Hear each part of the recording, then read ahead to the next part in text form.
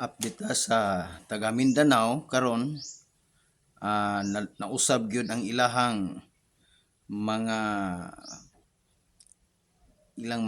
kuan didto no, surroundings pati ang ilang mga buildings, mga balay. Kung imong tan-awon, ito na ba ang parusa o pagsubok o ito na ba ay kailangan nating gumising na sa katotohanan. Kaya kung isipin natin, sinabi din ng Biblia na sa huling panahon, ang lahat ng mga isla ay lulubog. So kung yun ang ating basihan na lulubog ang mga isla, so ito na ang signs na manda tayo sa anumang paraan sapagkat nakikita na natin sa ating mga mata through social media na talagang mahirapan bumawi ang taga Jinsan, parte sa Mindanao, no, na talagang lugmok ang kanilang mga building ngayon. No, so ano bang maitutulong natin para sa kanila kundi yung prayer na lang. At wala naman tayong ibang solusyon mapagbibigay kung sa financial ay yung ating Pangulong BBM bumisita diyan sa Jinsan. So ngayon, ating unawain kung ano talaga ang kalagayan nila sapagkat nangangailangan sila ngayon ng tulong lalo na sa pagkain, no? At saka yung krisis na kanilang hinaharap, bahay, no, yung talagang panghanap buhay nila. Yung iba natabunan sa bundok, no? Yung iba naman nakikita mo yung bundok nila ay tinabunan yung pinakadaraanan ng tubig. Kaya na parang nag-alala yung taga Jinsan na kung hindi yun makuhanan ng nakabara doong lupa, eh talagang papupunta yan doon sa ibaba, eh kawawa naman. Yung iba naman may blessing kasi may lumalabas daw na langis doon. At yung iba naghahakot sila, ang dami, no? Yung gasolina, pang gasolina ba yon? Yung krudo. Mula daw yun sa lupa, na pagyanig sa lupa, lumabas yung krudo. Mabuti naman kung ganon. At yung iba naman, yung tubig. Ang pinaka-importante doon, na may tubig talaga, no? Ay makikiramay po sa lahat ng andyan po sa mga accident, yung mga natural disasters, natural calamity, makikiramay po sa mga namatayan, no? So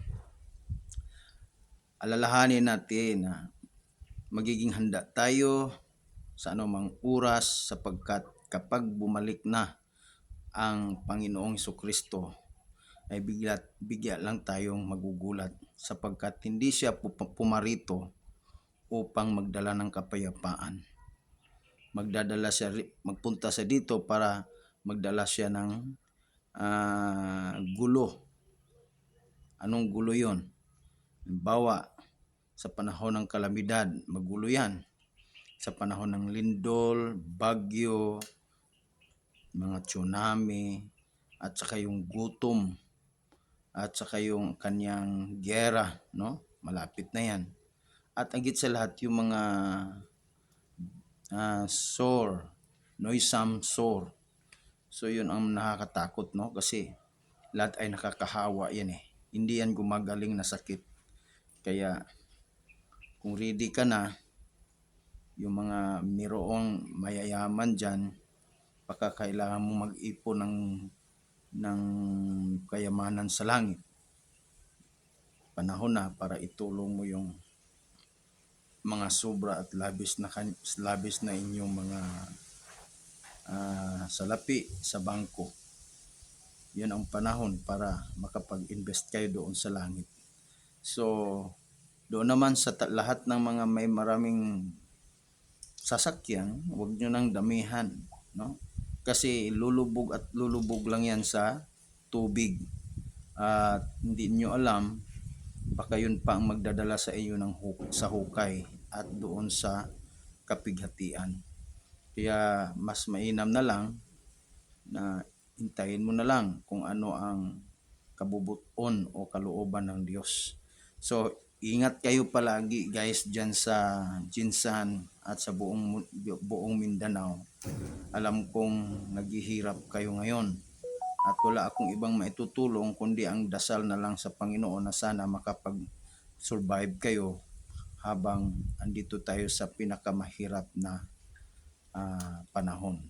Aking alalahanin ninyo, aking palaala na buksan nyo ng unti-unti ang Biblia para hindi kayo magugulumihan dahil kailangan itong maganap at matupad ang hula ng mga propeta, ang hula ng mga apostoles sa huling panahon. Yan lang siguro guys. Maraming salamat at mag-iingat kayo palagi sa inyong paglalakad, yung panghanap buhay ninyo, no? Salamat sa mga sundalo na talagang bayani sila. Inuhukay nila yung natabunan na bahay. Nandun may tao doon, tatabunan. Ewan ko kung buhay pa yun. So sana makapag-survive, may masusurvive doon.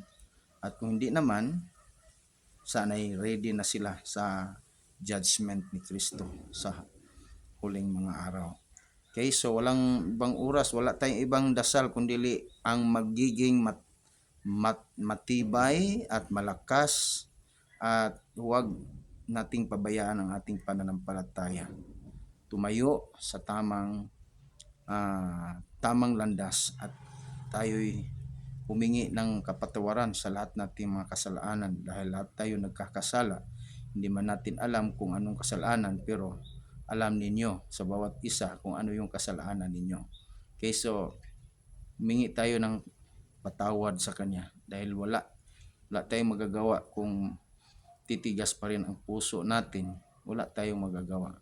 Okay, so maraming salamat po sa inyong pakikinig nitong umaga na sana magkaisa na ang bansa, ang ating Senado, ang ating Kongreso at ang Presidente at ang Vice President na magkaisa na po kayo.